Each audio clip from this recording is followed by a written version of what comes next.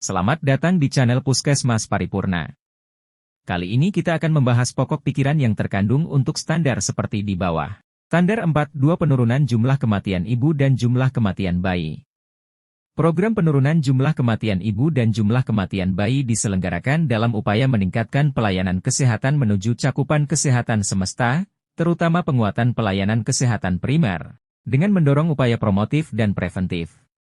Puskesmas memberikan pelayanan kesehatan ibu hamil, pelayanan kesehatan persalinan, pelayanan kesehatan masa sesudah melahirkan, serta pelayanan kesehatan bayi baru lahir beserta pemantauan dan evaluasinya sesuai dengan ketentuan peraturan perundang-undangan. A. Kriteria 4.2.1 Puskesmas melaksanakan pelayanan kesehatan ibu hamil, kesehatan ibu bersalin, pelayanan kesehatan masa sesudah melahirkan, dan pelayanan kesehatan bayi baru lahir. Pokok pikiran. A. Pelayanan kesehatan ibu hamil adalah setiap kegiatan dan/atau serangkaian kegiatan yang dilakukan sejak terjadinya masa konsepsi hingga melahirkan. B. Pelayanan kesehatan ibu hamil, persalinan, masa sesudah melahirkan, dan bayi baru lahir dilakukan sesuai dengan standar dalam pedoman yang berlaku. C. Upaya pelayanan kesehatan pada ibu hamil dilaksanakan secara terintegrasi dengan lintas program dalam rangka penurunan stunting. D. Pelayanan pada masa kehamilan meliputi pelayanan sesuai dengan kuantitas dan standar kualitas. 1.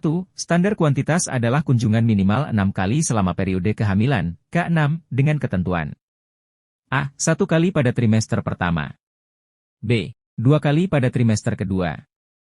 C. 3 kali pada trimester ketiga.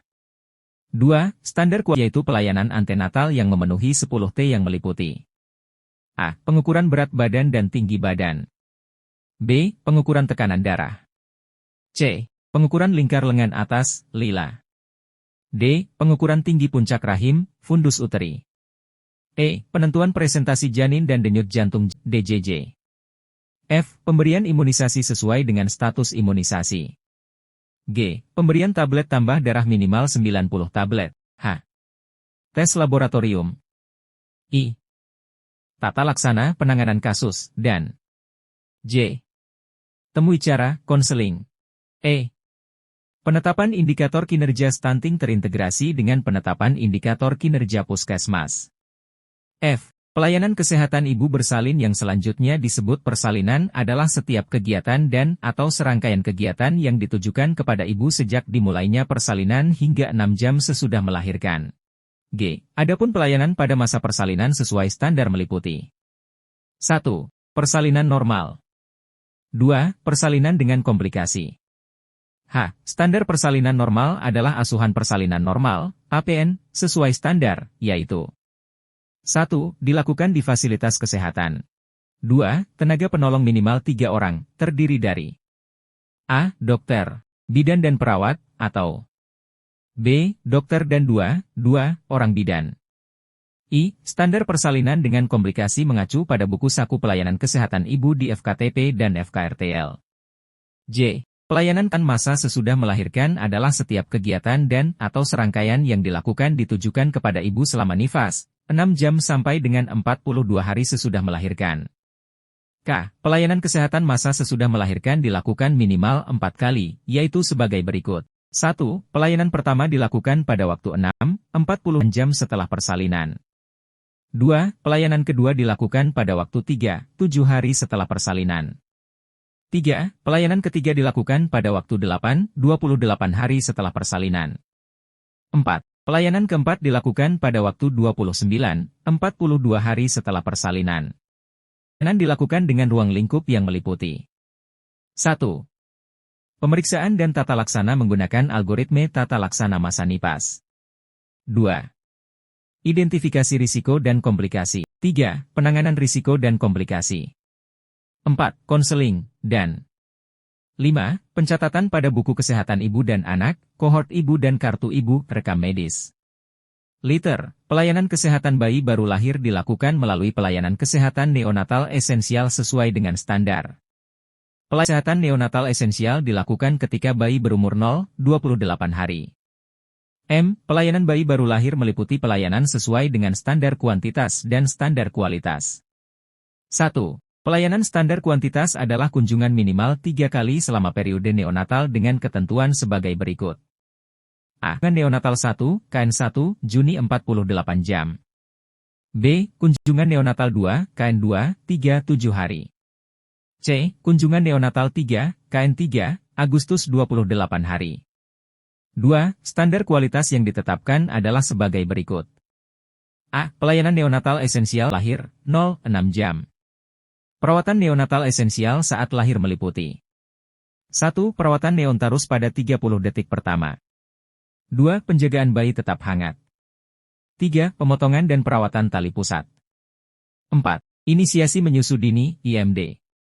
5. Pemberian IDAS. 6. Injeksi vitamin K1. 7. Pemberian salep tetes mata antibiotik. 8. Pemeriksaan fisik bayi baru lahir. 9. Penentuan usia gestasi. 10. Pemberian imunisasi, injeksi vaksin hepatitis B0. 11. Pemantauan tanda bahaya.